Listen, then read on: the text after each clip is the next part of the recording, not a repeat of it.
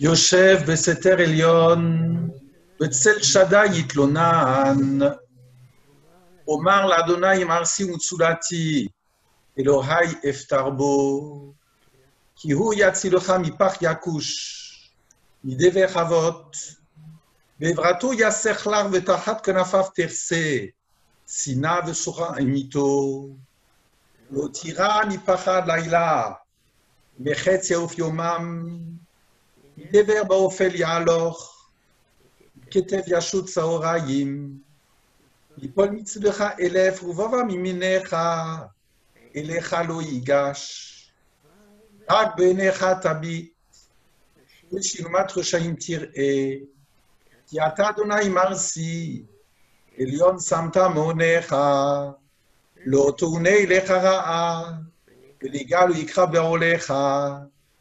כי מלאכיו יצווה לך, ישמורך בכל דרכיך, על כפיים שונאך, פן תיגוב אבן רגליך, על שחל ופתה תדרוך, תרמוס כפיר ותנין, כי ביך שק ופלותהו, אסגלו כי ידע שמי, יקרא עיני ונהו, עמו אנוכי בצרה אכלסו וכבדהו, אורך ימים ישביעהו ויחיו בישועתי, אורך ימים ישביעהו ויחיו בישועתי.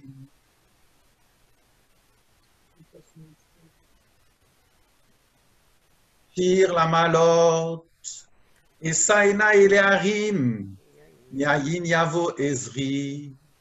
עזרי מעם אדוני, עושה שמיים וארץ.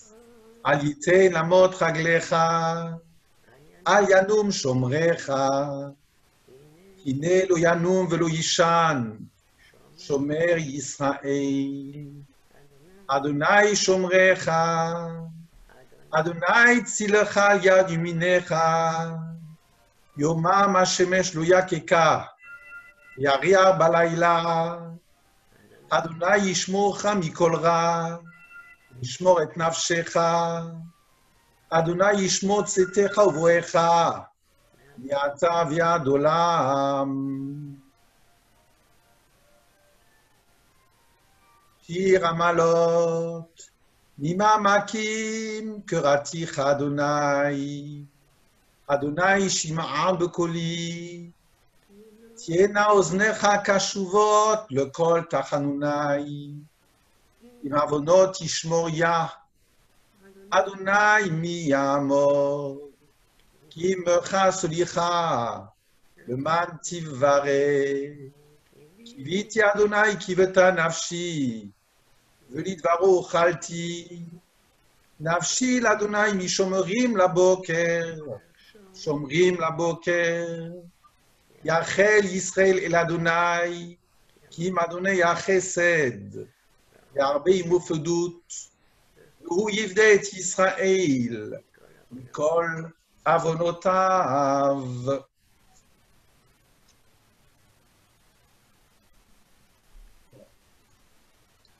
מי שברך אבותינו ואימותינו אברהם, יצחק ויעקב, משה ואהרון, דוד ושלמה, שרה, רבקה, רחל ולאה, הוא יברר וירפא את כל חולנו. נטלי, מיכל, בת שרה, נעמי, פורטונה בת רחל, מרים בת דינה, משה חי בן רוזט, ניסים בן חנה, רפאל שמעון בן סוליקה, שרה מרים בת איתך, שמואל בן גרטל הלוי, אליהו בן מסודי שושנה, ג'ירף רג'י בן מרים, חיה בת רומי, מרדכי בן ביה, פנחס בן חנה, רחל בת שרה, רפאל בן רחל, מורנו הרב ראובן שמואל בן מזל, רפאל שמואל בן לאה, שרה בת דניז רבקה, שמעון בן רבקה, ודינינו יעקב יצחק ברוך בן אליס האישה, יונתן בן שרה, הזקוקים לרפואה שלמה, בעבור שאנו מתפללים באדם, בישרה זה הקדוש ברוך הוא ימלא רחמים עליהם, להאכיל עמם, ולרפא אותם, ולהחזיקם ולחיותם, וישלח להם מהרה רפואה שלמה מן השמיים, אל נא רפנה להם, אל נא רפנה להם, אל נא רפנה להם, עם כל חולי ישראל, רפואת הנפש ורפואת הגוף, השתה בזמן קריב, ונאמר אמן. Voilà, une seconde.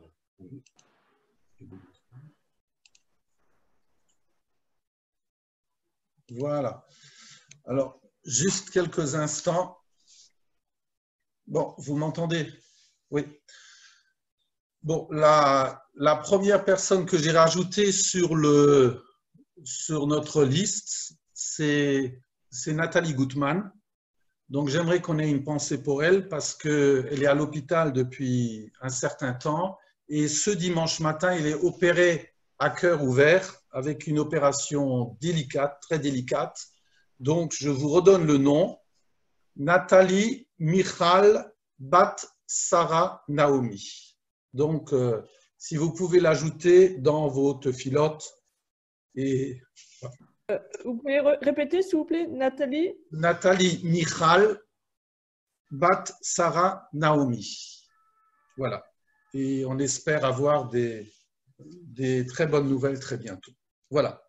Alors, à propos de la Sidra, j'aimerais juste vous dire un mot et que ça soit une refoua shlema pour tous nos malades et un encouragement pour tous les proches. C'est une question qui a été posée à Rav Zilberberg. Alors, comme j'ai vu sur notre galerie des participants, notre ami Frédéric Veil, alors je m'adresse à lui parce que, et au-delà de sa personne, j'ai beaucoup de sympathie pour Frédéric, mais au-delà de sa personne, parlez-en peut-être ce soir à table. On oublie souvent de faire des divrei Torah à notre table shabbatique. Alors voilà, c'était une question qui s'est posée pendant cette pandémie.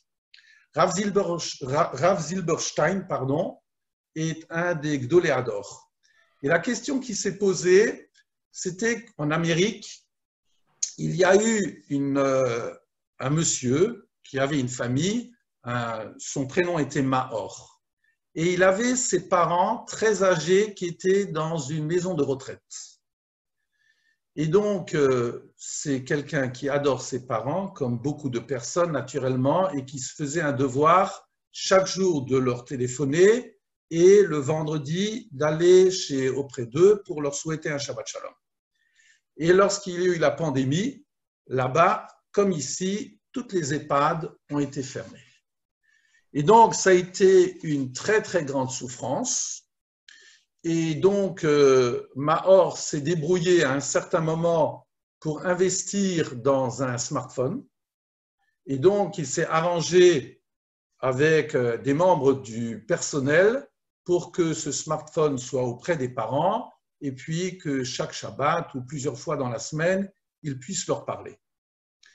Et voilà, ça leur a fait du bien, mais il s'est aperçu, puisque c'était un cauchemar qui a duré fort longtemps, à un certain moment que voilà, il commençait, ça ne suffisait plus, et il commençait à déprimer profondément. Il l'entendait à l'intensité de la voix. Enfin, c'est un cauchemar que nous avons connu ici même. Il ne savait absolument plus comment faire. Toutes les visites étaient interdites. Et un jour, en revenant de son travail, il a vu un magasin, une boutique, où il y avait des locations de matériel utilitaire, une sorte de kiloutou. Et il a eu un éclair de génie. Et donc, il est rentré dedans et il voulait savoir combien ça coûtait la location d'une grue. Et on lui a dit une somme, c'était une somme énorme, c'était des milliers de dollars. Et donc, il a loué une fois, Pessah rapproché, etc. Bon, enfin, c'est inutile de rappeler tout ce qu'on a vécu. Et donc, il a loué la grue. Et il est monté, donc avec le grutier, il est monté lui et ses enfants dans la grue. et les parents habitaient donc au 5e étage, et il les a vus toquer à la porte, et les grands-parents à la fenêtre, pardon, et les grands-parents étaient totalement émerveillés, et voilà, ils ont discuté pendant 1 heure, et après ça s'est achevé. Et donc, ce Maor a écrit à des rabbinim pour savoir jusqu'à quelle somme il devait investir pour le kiboud Avaim. Donc, question très, très, voilà, qui se pose, qui peut se poser dans certaines circonstances. Alors, la réponse, la voici. Alors, d'abord, fort curieusement, il faut savoir, c'est une Gemara de Kiddushin, une Gemara très passionnante, mais le kiboud d'Avaim, ce que l'on dépense, alors il y a des attitudes que l'on doit avoir dans le respect, dans l'honneur vis-à-vis de son père et sa mère, c'est évident. Mais est-ce qu'il faut dépenser pour eux de l'argent? Alors on ne parle pas de gens qui forcément n'ont pas de moyens, parce que ça, il y aura un autre din qui sera le din de tzedaka, qui sera un autre problème. Mais faut-il dépenser de l'argent et jusqu'à combien pour ses parents? Alors, fort curieusement, la Gemara nous dit qu'en réalité, on doit faire, les enfants ont le din de kiboud Avaim, mais l'argent utilisé provient des parents. En tout cas, d'après le Talmud Bavli. Elle provient des parents.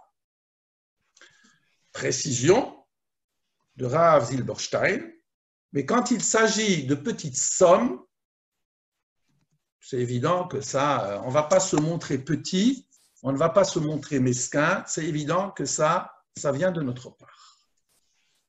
Mais comment savoir, comment estimer ce qu'on appelle une petite somme? Pour lui, cette somme était considérable et c'était des milliers de dollars. Alors, Rav Zilberstein a répondu de la manière suivante. À partir du moment où moi-même, personnellement, j'ai un souci, j'ai je ne sais pas quoi, j'ai un dommage ou une perte de mes propres ressources qui est en train de se réaliser devant mes yeux. Mais moi, j'ai envie de faire autre chose. Jusqu'à quelle somme je laisse tomber et que j'accepte la perte occasionnée en faisant autre chose? Et Rav Zilberstein nous dit, c'est exactement cela le critère qu'il faut employer vis-à-vis de ses parents. C'est-à-dire que si, par exemple, j'ai envie de faire quelque chose et je sais que je perdrai une affaire, jusqu'à quelle somme je suis d'accord de faire ce qu'on appellerait yiouch, de laisser tomber la chose pour suivre mon propre plaisir, c'est cette somme-là qu'il faut investir pour les parents. Maintenant, c'est évident que si, pour ce Maor, eh bien, si lui, il a la possibilité de continuer à le faire, tant mieux. C'est évident que c'est une mitzvah, enfin, c'est une très bonne action, mais ce n'est pas une mitzvah dans le sens où c'est un ordre thoraïque de le faire. Voilà. Ce sont quelquefois des questions qui se posent. Ce sont des questions, dans le temps, je travaillais avec l'AEJ, l'action sociale donc à la communauté. Il y avait toutes sortes de questions, surtout sur le kiboud Avaim. Je ne vous parle même pas des questions qui se posent lorsque les parents ne peuvent plus avoir cette indépendance pour gérer eux-mêmes leurs besoins. Comment est-ce que ça se passe? Ce sont des questions de kiboud Avaim qui sont très délicates, mais auxquelles, quelquefois, la vie de tous les jours nous pousse à nous interroger. Donc, et c'est passionnant de savoir, quand on parle aujourd'hui de kiboud Avaim, eh bien, il ne s'agit pas simplement de ne pas interrompre les parents, de ne pas s'asseoir à leur place, mais de donner à manger, à boire, etc. Il y a des réalités du terrain aujourd'hui qui se posent et que l'on doit être capable de reformuler avec tous ceux qui seront autour de votre table. Je vous souhaite un Shabbat Shalom et qu'on ait des bonnes nouvelles de tout le monde.